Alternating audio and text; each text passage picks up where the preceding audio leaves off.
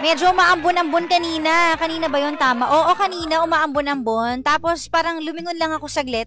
Maya-maya, sobrang init naman. Sabi ko, ano yun? Bakit ganun? Oo, parang yung jowa mo, no? Na okay naman kayo kanina. Maya-maya, nag-iba na yung timpla.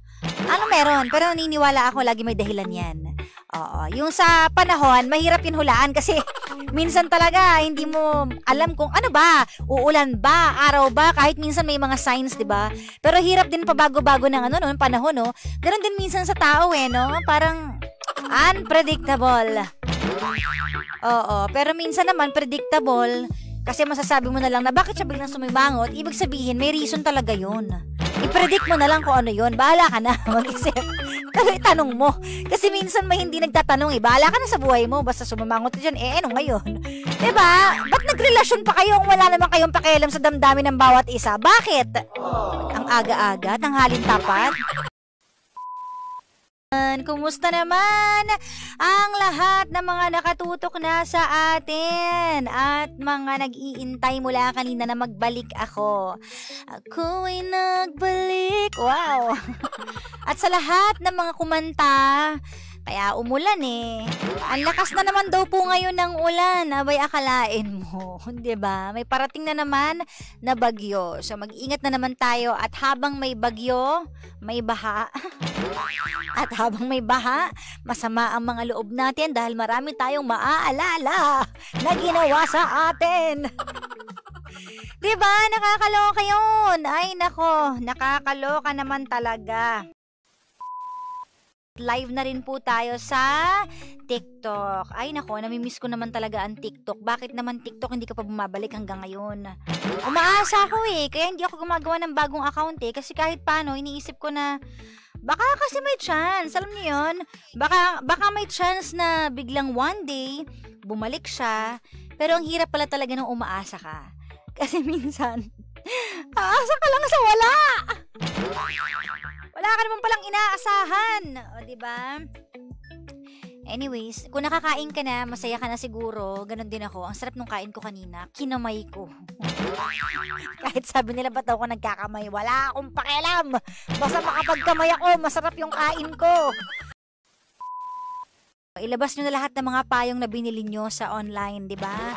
Marami kasing usong payong ngayon na yung kasing liit lang ng cellphone. Pero isang tangay lang ng hangin, sira agad. Alam mo yung feeling na nakamura ka nga, 2 araw mo lang nagamit. Eh di parang ganun din, tapos bibili ka ulit, o di ba? Kaya dapat talaga matibay. Actually, kahit saang bagay naman, di ba dapat matibay?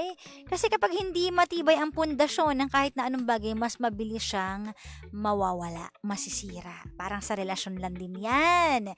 Kapag hindi matibay ang foundation ng relationship ninyo, isang hangin lang yan, wala na. Wala kang magagawa. Pero pag matibay yung pagkakagawa, kahit anong bagyo, hangin, kakayanin eh, di ba? Kasi matibay yung pagkakagawa. So, dapat mag-invest din kayo kung paano nyo mapapatibay ang mga relasyon ninyo.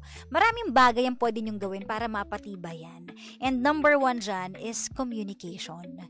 Di ba? At hindi lang basta communication, dapat may kasamang comprehension. Okay? Communication with comprehension is very important. Kasi lumaban ka naman ng patas pero iba yung tingin nila sa'yo kasi PWD ka. Buhay. Hindi madali na malayo sa pamilya. Pero sa ikagiginhawa ng buhay nila, tinatagan ko yung loob ko. Pinangako ko sa sarili ko, anumang unosang dumating, ilalaban ko yung pangarap ko. At tagumpay. Deuteronomy 31:8. God will lead you. He himself is with you. He will not fail you or leave you. Do not worry and don't be afraid.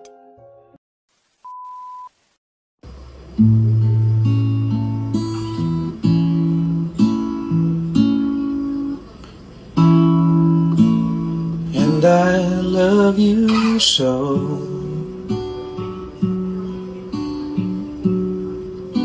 That people ask me how.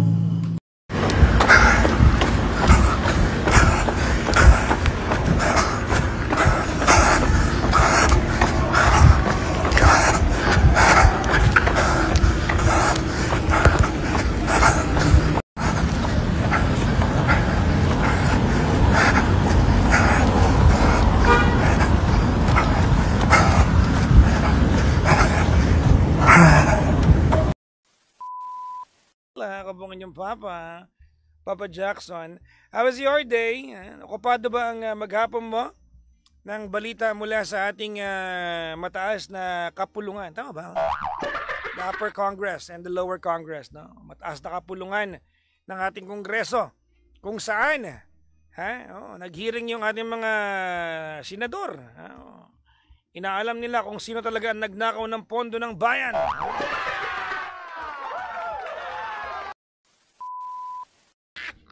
Niregaluhan daw ng Land Cruiser yung boss at hindi niya tinanong dahil feeling niya mahal lang daw siya ng empleyado niya.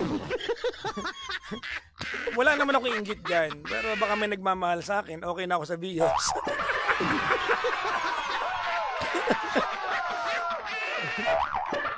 Hindi ba kayo nalulula? Hindi, yung iba nagtatanong, ano po yung LC300? Land Cruiser yun.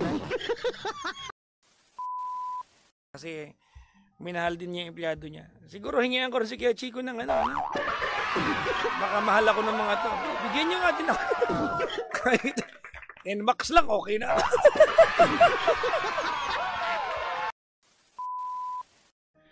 Ay nako. Dati daw yung Napoles, nakakainis na. Ngayon mas malala. May iyak ka na lang talaga eh. Naluluha nga ako kanina eh. Wala tayong magawa. Di ba? Sana lang talaga mahanap nila yung may sala. Sana maitabi muna yung mga personal na away. Tapos mag-focus tayo sa money trail. Nasaan ang pera ng bayan. At kung hindi man babalik, sino ang makukulong panghabang buhay? Ha? Tama po. Okay, maniniwala sa there's so many fish in the ocean. Yung kasabihan na yan. Baka magkajowa ka ng sapsap. Charot lang. Ano na naman yung Papa Jackson?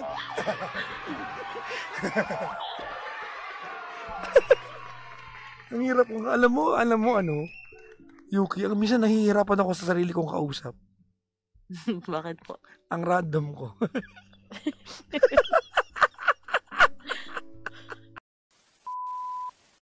Ang buhay ay isang malaking raffle draw. Di ba?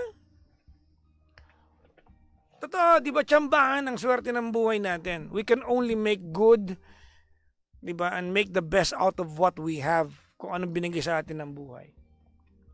What are the chances na pinanganak akong anak ng hari? Pero pinanganak akong anak ni Doña Grace. We can only make good of what we have, that life has given us. Totoo. No? Instead of questioning, di ba? Sinasabi ko ito mga kaibigan, not to be so profound about life. Hindi yan ang point ko eh.